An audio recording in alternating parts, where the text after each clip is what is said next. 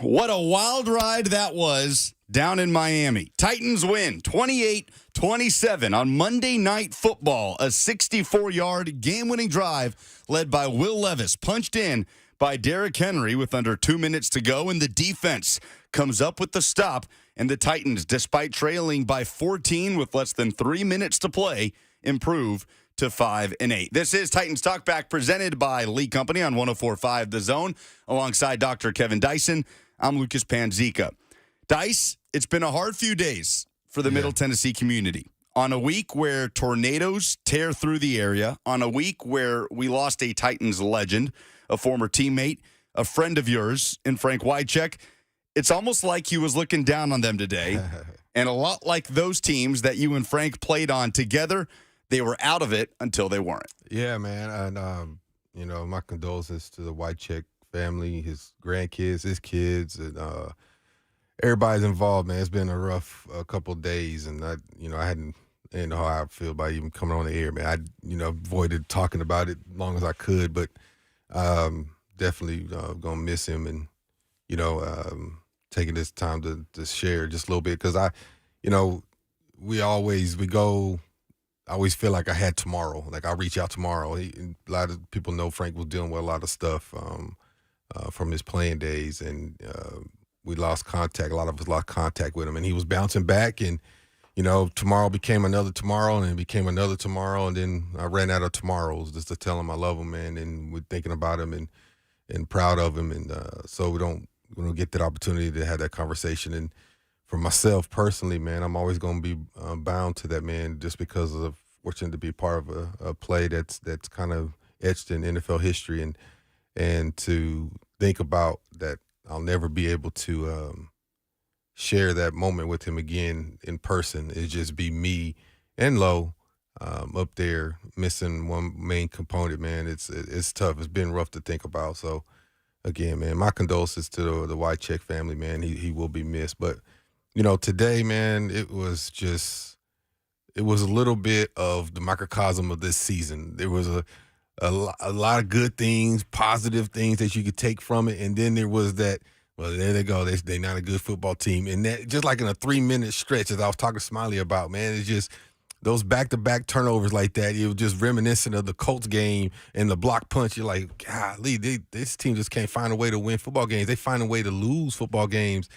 And for them to find a way in the last 3 minutes of a football game with the chips are down, let's run through them. Big Jeff is down. You talk about an offense that's just a juggernaut right now. Now, Tyreek Hill going out for 2.5 quarters probably helps.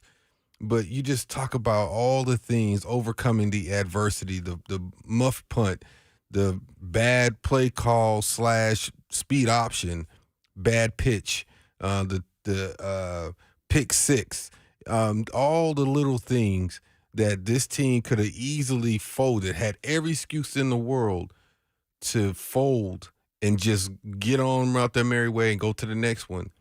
They were resilient and showed signs of a good football team, a resilient football team, a team that knows how to win football games. And I'm so proud of people like Arden Key, Landry, Danico, the secondary. I mean, guys stepped up in major ways. The offensive line stepped up. Now, they still got a lot of things they need to fix. They're still young, but they stepped up. And then the quarterback. I'm going to say, I saved him for last for a reason.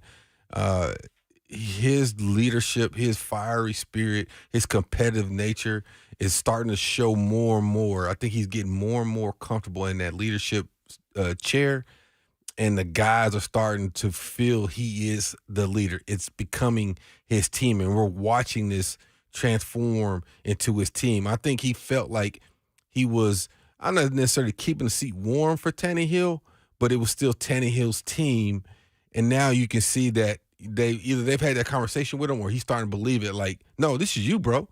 And you can see his energy and spirit come out as he's playing each week, and he's getting better.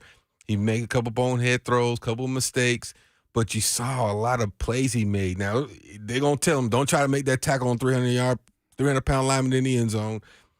know when the journey's over, when you're scrambling. You don't got to try to run over Jalen Ramsey. They're going to tell him a couple things like, we don't need that right now. We need you for the next play. But, man, what a performance by the young man. What a bounce back from even the early mistake, the resiliency of a young player. Man, I think, man, we're seeing something that could potentially be special for a lot of years if he continues to progress like this. 23 of 38, Will Levis, the first 300-yard passing game of his young career, 327 yards on the night, a touchdown, an interception, as you said, the big man touchdown at the Titans goal line that resulted in the Dolphins' first score of the night. For a while was their only touchdown of the night until costly mistakes late in the second half that the Titans had to overcome to get the win. But 615-737-1045 is the number. This is Titans Talkback, presented by League Company. All you need, visit them online at leaguecompany.com. You can also join us on 1045 The Zone TV, YouTube, Facebook, Twitter, or Twitch. The F&M Bank chat is open, and the comments, KD, are pouring in, and a lot of them with the same theme, with the likes of Eddie saying that was for 89, with Mike, who says the state of Tennessee needed this. As a victim of the Clarksville tornado, I found myself in tears at this team's resilience and fight tonight. Ricky says that one was for Frank. And this one's for you guys. So we're opening up the phone, 615-737-1045, and we want to hear from you on the other side as the Titans get it done in Miami, 28-27 after a difficult few days in Middle Tennessee. This is the League Company Titans Talkback on 1045 The Zone.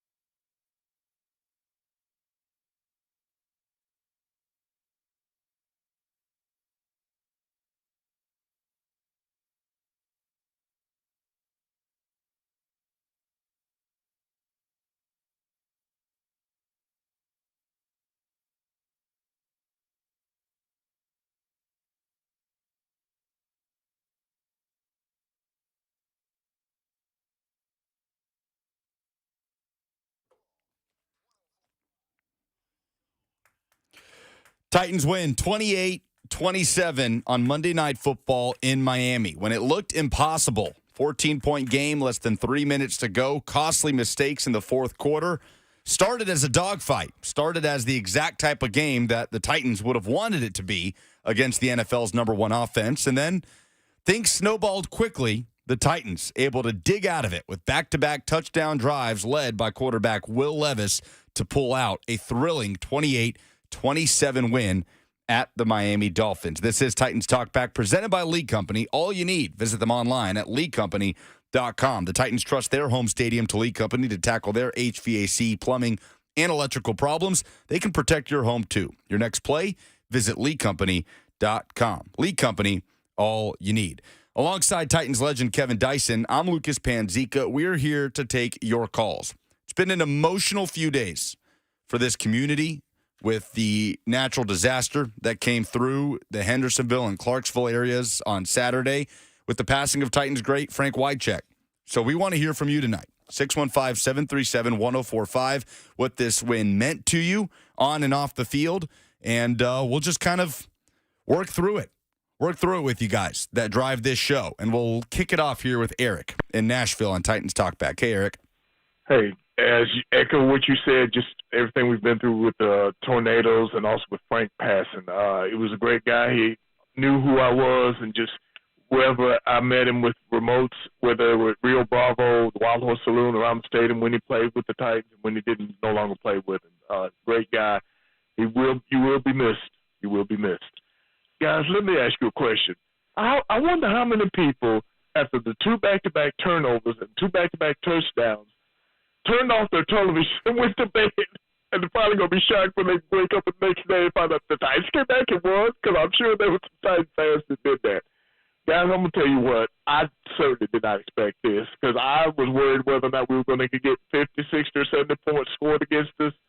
I'm not going to lie, I thought we were going to get destroyed, but the way this team played, the fight, the grit, the determination, especially after those two back-to-back turnovers, that we were able to overcome them and come back and win. Will Levis, what can you say about this kid? I agree you should not be trying to take on these defensive linemen with all this stuff anymore. I mean, but just his play, the play of DeAndre Hopkins, Tajay Spears, defensively, Amani Hooker and Harold Landry getting that last sack, they really put pressure on Tua, and I thought the defense did an outstanding job tonight, guys. Just so proud of this team. Just so happy we finally got a road win after more than a year, and also we beat Miami, who was undefeated at home. I don't think anybody saw that coming, but I'm just so happy, so elated. I didn't think we'd win another game. Guys, I'm going to get off. Go Titans. Y'all take care. It was a great day. Hey, thanks for the call, Eric. Hey, man, I'm with him. Like, when them two back-to-back turnovers, if you didn't reflect and go back just a week before, I think everybody was sitting there like, here we go again. They played a good game up until that point, and you hated for them. Like, dude, like, we not going to be able to overcome again? Like, he was playing a good football game against a good team who is right in line to compete for the overall 1 seed in the AFC and all the things, and it shows you how competitive the league can be and really is, man. It's just a fine line between being a really good football team and being a team that's on the outside looking in, like the Titans are. But, again, true to the performance today, man, the resiliency and overcoming that adversity right there at that game and that moment where you felt like they were in it until they go into that 14-point stretch. But, man, kudos to the Titans, man. We can't speak volumes enough about what they did tonight. Sports work in really strange ways sometimes, Dice. Yeah. I mean, when Eric talks about the amount of people that probably just shut it down and went to bed, right? Down 14 with under 3 minutes to play. How many people turned off their TV with 16 seconds left in a wild card game in the playoffs in the late 90s when the Buffalo Bills were at Adelphia Coliseum? And then the rest is history. They left the stadium, headed towards their car. Exactly, as you know. So it's just funny how this stuff sort of comes back around. Yeah. I mean, I'm curious, just the last 24, 48 hours obviously have been so difficult for you as someone that's going to be linked with Frank for the rest of your life and what you guys did, not only in that moment, but over the course of your NFL careers. What are those last 3 minutes like for you? Watching that game, you're not shutting it off. You're coming in here to talk about it after the game. So just with the context of everything that's happened, what are those few minutes like for you down at Hard Rock Stadium? Well, I say this, man, as a competitor, as somebody who has been as fortunate as being those moments, whether it been in college where I had something similar. We played against Air Force. We had one of the biggest comebacks in the fewest amount of time in NC2A history, or it being something like the Museum Miracle. I think as a competitor, until it strikes zero, if it's somewhat within reason, being in reach. Now if you're down 40 points with a minute 30 go, anybody in the building knows you're not coming back. But there's always that sense of hope that that I can do it. And I think from a competitor standpoint, even now as a fan, as a spectator, I tend to think, well, anything can happen. You turn the ball over, you get a strip sack, scoop and score. Now it's a one-score game. So I tend to think like that still when I watch games like that. And even though the probability of it happening is very slim, but today, even when they put on the metric of, what was it, like 767 straight games within 3 minutes of 2 scores down or 14 or 14 more down. points, right. Nobody has won since like 2017, whatever it was. Since 2016, teams are 0 and 767 when down by 14 with 3 minutes to go. And who keeps that stat? But anyway, you see somebody keeping that stat, and you're looking at that number like, well, dang, that is an improbable feat. And to see the way that team bound together and the defense, granted, the offense stole the show there at the end, but what defense did today in that red zone with that offense, I know it's not, the numbers are going to be what they are, but that last drive to get them off the field and be able to give your offense another opportunity, that play or that series is what they were missing against the Colts the first time around. That could have changed. They just need to get off the field, give your offense another opportunity. I think the Saints game, get off the field, give your team another opportunity. Now we're talking about a team that's right close to 500 just from those 2 wins, potential wins. If you have a game like today where you get off the field and give your offense another opportunity to win, that just shows you just how much of a fine line it is between being a good football team and being a team on the outside looking in, like I said earlier. And today was one of those instances where everybody seemed to find a way. And then again, special team was like, there's a bonehead play. Now what are we going to do? Fire this special teams guy now too? Because that was a bonehead play. One on the coach, that was on the player. And it was almost cost them a game again today. It's just, oh, man, it was a lot. Block punt, block field goal, drop punt, pick six, and they overcame it, man. That was a huge win. Proud of them. Talk more about this defensive performance by the Titans that kept them in the game. Coming up next, more of your phone calls. It's Titans Talkback presented by Lee Company. All you need, visit them online at leecompany.com. The Titans trust their home stadium to Lee Company, tackling their HVAC, plumbing, and electrical problems. They can protect your home, too. Your next play should be to visit leecompany.com. Lee Company, all you need. More on Titans Talkback next on 104.5 The Zone.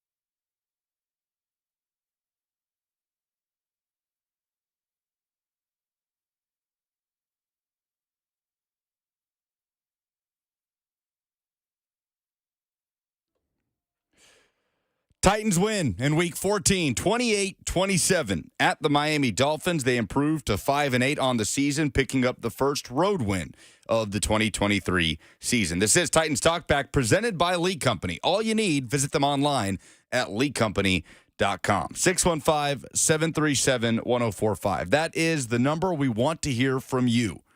It's been a tough weekend for a lot of folks in this area. I have a feeling tonight was a little bit therapeutic for a lot of people as the Titans, down 14 with less than 3 minutes, find a way, KD, and that takes us right to the Kroger Sacks for Cash, because tonight the Titans had 5 sacks, courtesy of 3 from Harold Landry, a career high, including the game winner at the end on 4th down, sacking Tua Tagovailoa to seal it and allow Will Levis to get into victory formation. So for the season, Kroger's donation to Second Harvest Food Bank of Middle Tennessee now stands at $4,800, courtesy of those 5 sacks tonight, which add $500 to that total. Every time the Titans sack the opposing team's quarterback, Kroger donates $100 to Second Harvest Food Bank of Middle Tennessee from Kroger. Through its Zero Hunger, Zero Waste plan, Kroger is committed to ending hunger in our communities. KD, for most of this game, the only Dolphins touchdown came from a pick 6. And for the first time this season, the Dolphins went into the fourth quarter not having scored an offensive touchdown. Titans defense just coming up big in the red zone, especially time and time again. I mean, and that's crucial. And you think about, we said on the show last week talking about Big Jeff potentially being out, and how in this offense, if you can't put pressure on Tua, it's going to be a long, long day. And how about Harold Landry stepping up today? We hadn't seen that likes of him in about a year and some change, man. Just getting after the quarterback, relentless attack, tackles for loss, 3 sacks. Like, he just was that guy today. And that was huge in the sense of what the guys did up front, stepping up, helping out that secondary, making Tua get off his mark, checking down, not being able to give up the big play. And again, I mean, you got to mention the fact that Tyreek Hill, the most explosive player in the National Football League, missed the vast majority of that first half and parts of the second half, and obviously was the change in how they called their plays. But even still, they still got some explosive weapons. Still professional athletes over there, and the Titans did with their part. And they didn't let the floodgates open up, man. They kept it within reason, kept it within reach until that 14-point stretch. And then even that didn't stop them from overcoming. 615-737-1045. We'll go back to the phones. Malika in Nashville is next on Titans Talkback. Hey, Malika. Hey, my thoughts and prayers are going out to everyone, just to our whole community. And we're known to help each other out, and we are Tennessee tough. And I'm saddened about Frank Wycheck dying, and we just need to do what we kept on doing, just making plays, and just knowing that we have an awesome team, and let's keep winning games and tighten up. Thanks, guys. Thanks, Malika. Of course, everybody's optimistic right now. And every coach in that building, in that locker room, on that plane on the way back here is just go to the next one. Let's celebrate this one for this plane ride from Miami to B&A. We're going to look at this film a little bit, not a whole lot. We'll learn from it, and then we got to get ready for Sunday. I mean, it's a divisional opponent, too. It's one of your rivals. Short week. You know, they already got the advantage. They got, I think Stroud's, number 2 or 3 in All-Star voting right now? Yeah, in concussion protocol, C.J. Stroud. He left the game yesterday. Texans offense really struggled yesterday against the Jets. But so his status will be in doubt throughout the course of the week. But short week for the Titans. We'll see. We'll see. We've seen these guys make these quick turnarounds before. Yeah, you never know in the concussion protocol. They're in a playoff push. Right. I don't see them missing. Well, Titans will come back with the Oilers throwback uniforms again next week against the Houston Texans. Oh, I love that. So I have a feeling the energy is going to be there at Nissan Stadium on Sunday after tonight's result. So that takes us to the look ahead presented by Eurofix. I'll remind you, Eurofix repairs everything European that you drive and below dealer pricing. ASE certified technicians, a local company that has serviced Middle Tennessee for over 2 decades. Visit EurofixOnline.com. Again, next week, Titans come back home. They host the Houston Texans. We'll see a rejuvenated Titans group, it would seem. You know, they've been fighting KD every week. That hasn't exactly been the issue, right? It's the way that they've continued to come up short. And tonight, that fight finally against one of the best teams in the National Football League, the Miami Dolphins, who are renowned for taking care of business against teams with inferior records. That fight results in a win, coming off a really tough few days for this community. Now that you go back home and you wear those Oiler throwbacks and try to do it again in your own building. You know, this Titan team is like a inner tube on a bike tire that you just patch up and you try to keep it, you try to fix it. Then another hole pops up and you fix it, and they kept trying to patch up holes. And every week it seemed like the patch came off or another hole popped into the tube, and they just couldn't get it under control. Now, this week, it almost seemed like the same thing. Like, here we go again. Here goes that hole in the tire again.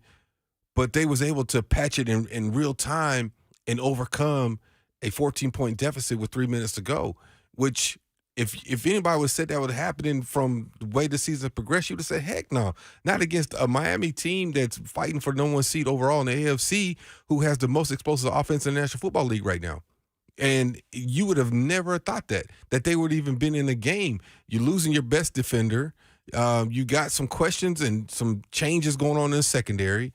Offensively, your running back, who only had 34 yards, had 2 touchdowns, really didn't get off the snide. And Spears was a little more explosive. Still got a young quarterback, but he threw that pick 6 early, but overcame that. Like, there were so many opportunities for them to fold today, and they overcome. And so it's one of those, we band together. Only body that really knows the guys in that locker room, it's us against the world. That's kind of the mentality they took to this Monday night game. Sounds a lot like you guys. Yeah, back in the day. We had a good run there, man. And I will say, man, like, if you can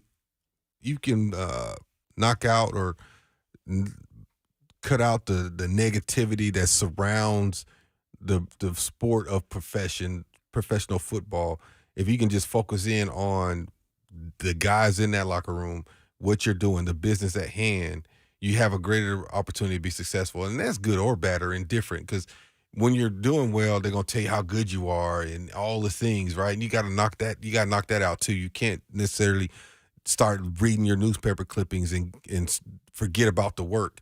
But you also know the work you're putting in. So when the negativity comes in, you can't listen to that either, knowing, man, we're doing some work. We're doing some good things here. So you always got to kind of stay the course.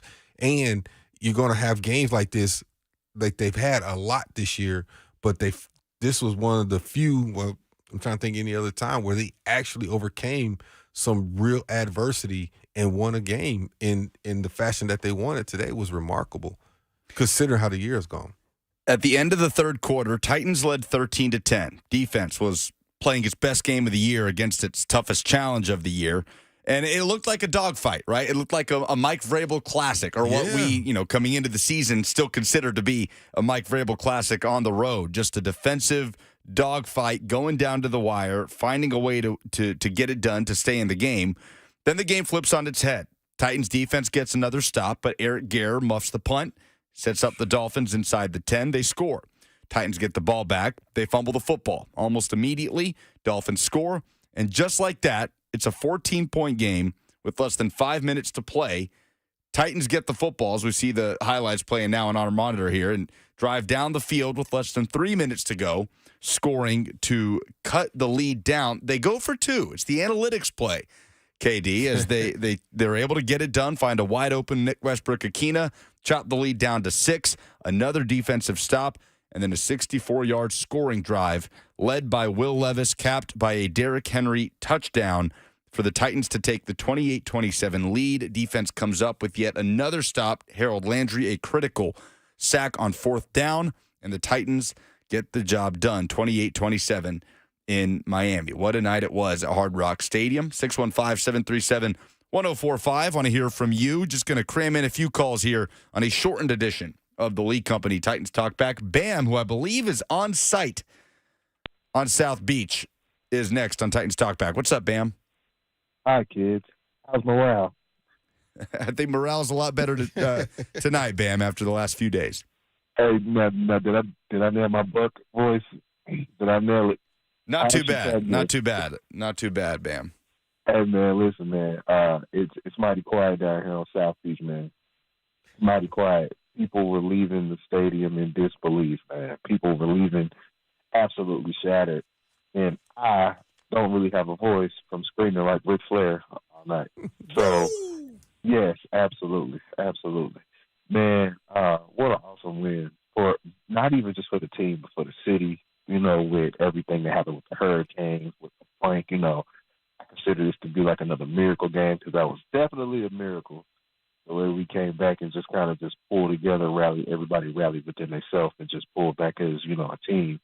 I mean, and it, Will Levis, man, the dude is a dog. He's a gamer. He is a gamer. He's going to bring everybody up to his level, and it just gives you hope to say, man, look, if we don't pull out, even though we're not mathematically dead yet in the playoff hunt, they still going to fight regardless of what it is. You know what I'm saying?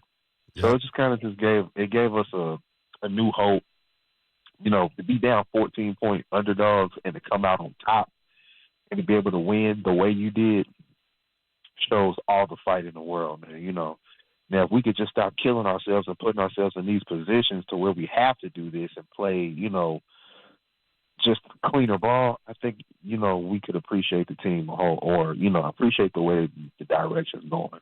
But this Will Levis and D-Hop connection, beautiful, man. It's like peanut butter and jelly. You can't stop it, man. Hey, thanks for the call, Bam. They just showed Will Levis the most passing yards in Monday Night Football history for our rookie.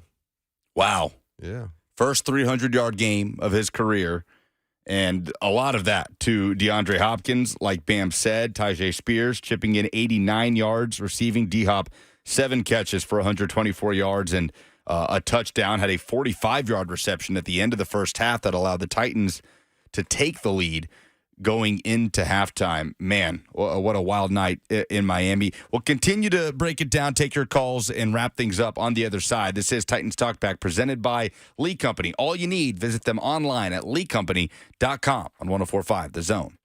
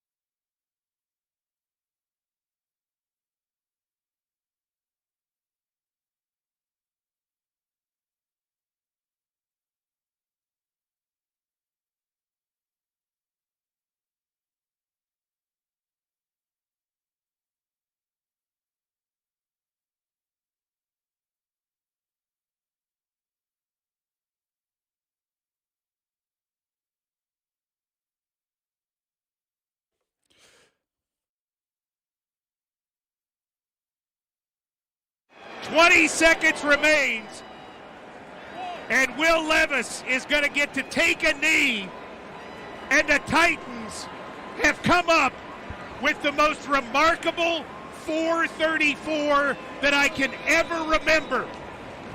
They gave this game away. It was awful. And yet, they didn't quit. They got up off the deck, and Will Levis takes a knee. Mike Vrabel and the resilient Titans beat the team that everyone thought might put up 70 again tonight. They didn't. They put up 27, and it was their defense that did it, and it was not enough. Final score from Hard Rock Stadium: Tennessee 28, Miami 27, as the Titans play on Monday night. And they get it done for Frankie. Again! Yeah! That's the great Mike Keith and Coach Dave McGinnis. Another fantastic Titans radio call of the 28-27 win at the Miami Dolphins. Final segment here on Titans Talkback, presented by Lee Company. All you need, visit them online at leecompany.com. It is being dubbed the Monday Night Miracle. If Jim Wyatt says it, then people will follow suit. And it was just that, Kevin Dyson, because trailing 14 with less than 3 minutes to play after disastrous mistakes, like Mike Keith said, they gave it away.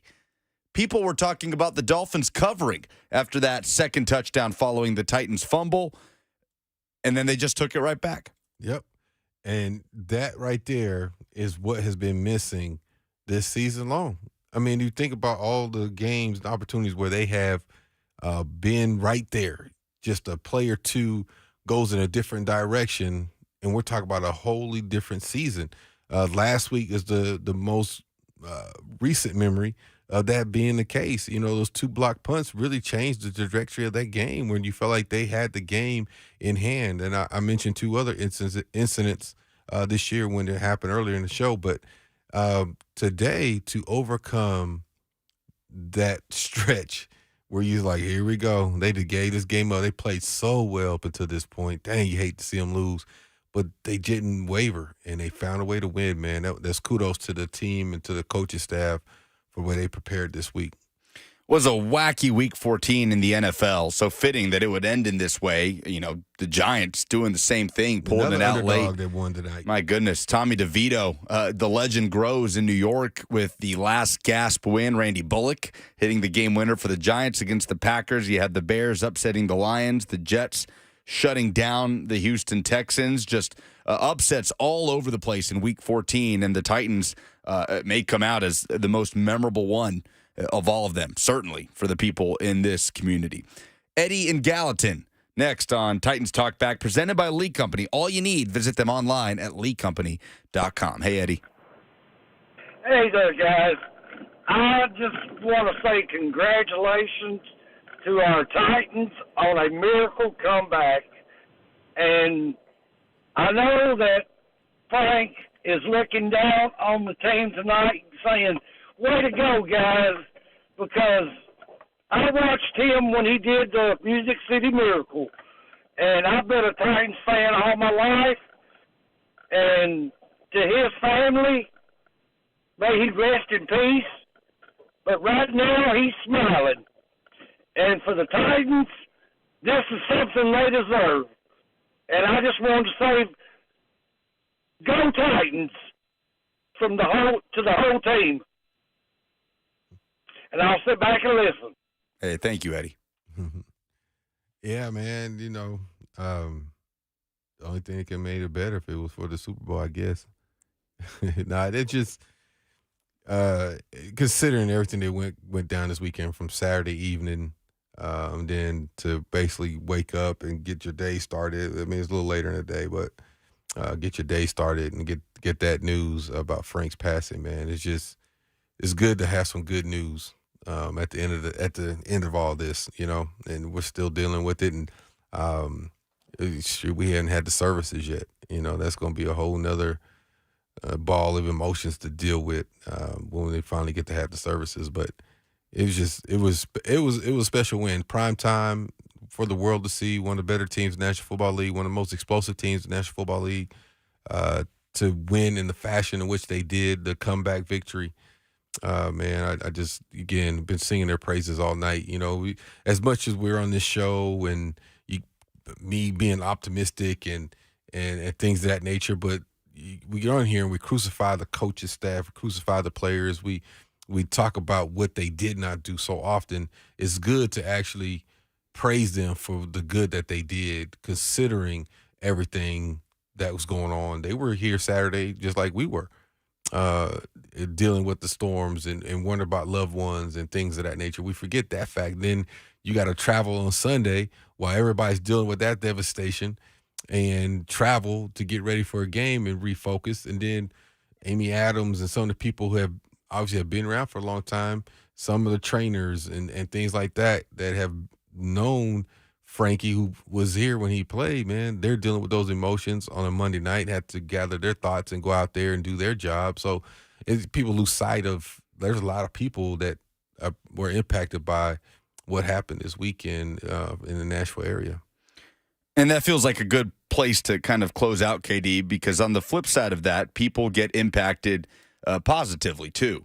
Yeah. On a night like tonight, for a lot of young Titans fans, tonight was not a wild card game. It's not a win or go home playoff game to launch a trip to the Super Bowl, but it is going to end up being a core memory that is going to mean a whole lot more to a lot of people because of the events of the last 48 hours, just like what you and Frank Wycheck and the Tennessee Titans did back on that day in January of 2000 with the Music City Miracle. So people are going to tie those two things together now, I think, forever.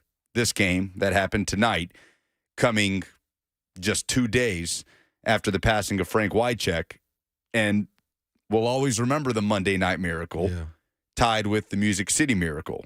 And you're as much a part of that as anything. So I just appreciate you being here tonight, KD, and trying to sort of separate your thoughts and talk about a football game, but at the same time, you know, give some much needed thoughts to folks who have been mourning over the last couple of days. So appreciate you being here. And I know this has been an incredibly, incredibly difficult couple of days for you and so many of our colleagues here and former teammates of Frank's. And I just hope tonight did some good for you guys and for a lot of other folks out there. I'll tell you what, man, it was tough getting through it, man. I didn't know how I was going to respond. And I think I might have needed this show more than the fans did, man, just to get it out, because I had really talked about it a whole lot. It's just, like I was sharing with you off air, talked to a few players, Eddie, B-Hop, Mace, JK, a few guys, man, just either via text or on the phone. And, you know, there's a sense of guilt you deal with because you didn't talk to him. And, you know, he was battling some stuff that that's kind of the underlying health concern that a lot of people have been dealing with. It's been sensationalized with the movie, with CTE, things of that nature. And so to not have that conversation with them, not be able to say a goodbye, just have like a sudden thing like that, man. It's just, I think for all of us that are still around for that team, man, it's just a hard pill to swallow, because we didn't get that closure with him, you know, because it just kind of was, you know, he was here, then he moved away, and then he was back, and he was resurfacing. And you talk about a person of resiliency. He was epitomizing that. He was resilient. He was fighting back, and he was getting back around, and he was excited. And then I don't know this, and we still don't know all the details, and we've gotten a little bit of what happened, but we don't have the details, and so that remains to be seen. But who cares at this point? You know, it's just, you know, you no longer get to talk to a friend and just check on them. So I don't know who's listening live, man, at 12:30 in the morning and things like that, man. There's somebody you just comes across your mind. You just feel like you want to check up on them, send them a text, man. Check up on them, send them a text. Don't wait.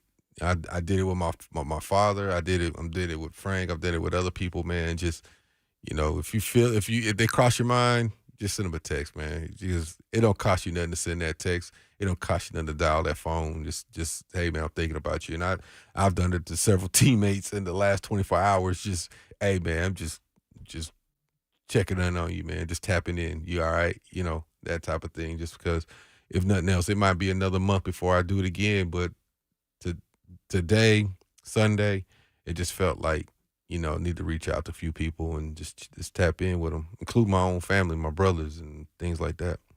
Well, Mike Keith said it as eloquently as nobody but Mike Keith can say, right at the top of the Titans radio broadcast, just the amount of lives that Frank Wycheck touched. And Mike said, you know, I hope Frank knew that, and I'm certain he does now. Yeah. So I think there is a certainty there, KD, about what Frank knows now about what he meant to you and so many other folks. And a lot of love is going to be passed around for him and in remembrance of him. And I just hope you and your teammates and his family members and his coworkers here in this building and other places and so many people that he touched can find some peace in that. Yeah. So, again, just appreciate you doing this tonight, KD, and look forward to doing it with you again soon, maybe after another road win. Man, I appreciate it, bro. And for all those, man, that are out there and you feeling that, man, I feel for you, man. I just read some of the comments. Silas Bryant, Aaron Bryant's son. I didn't know he was around here, or maybe he's not. I don't even know where you're at, Si. But his dad was on that practice squad roster, I believe, around that time. And yeah, man, it's a lot. You just, like I said, a lot of people impacted. I mean, the man's on the Ring of Honor for a reason. Yeah. And like I told Eddie, man, and we got several you leaders. I was a young guy. I was in my second year. I was 23, 24 years old at the time. And a lot of these guys had been established, and Frank being one of them, kind of who guy we look to how you prepare and how you compete and how you handle yourself as a professional. And there's a few of those guys left. And I told you off air, man, we've lost 4 people from that team to death. One, you know, in murder, but the other 3 on sudden death and from different things, cancers and Frankie's. And that's a quarter of that team. That's 1/4 of that team already. About 1/4 of that team gone. That's not 1/4, but my math is all off. But I'm sleepy. Leave me alone. No, but still, that's a lot of guys, and most of those guys are under the age of 50. That's young to not be able to say hi to your fallen teammates, or bye to your fallen teammates. So, anyway, it's rough, man. It is rough. Next Sunday, Titans wearing the Oilers throwbacks at home. I'm looking forward to that. I love that throwback. I love that paying homage to the guys who have done it even for me, like the guys before me, Jeffries and Warren Moons of the world and all those guys, and you go back to Charlie Henning and Love Your Blue in the 60s and the 70s, and to be able to, in a very simple way, pay homage to people that had worn this uniform, had shed blood, shed tears, torn ligaments, broken bones, dislocated fingers, all the things, man, to be able to, in a small way, for all those that kind of root for the Titans from afar, from their homes, from their beds, from their wheelchairs, and the ones that have left us that are no longer here, as we talk about that, man, it's just, I love when the NFL, when teams pay tribute to, and that's a tribute to those guys. And I happen to be one of the few that's been able to wear both uniforms, but I didn't play in Houston. And so I'm not one of those few.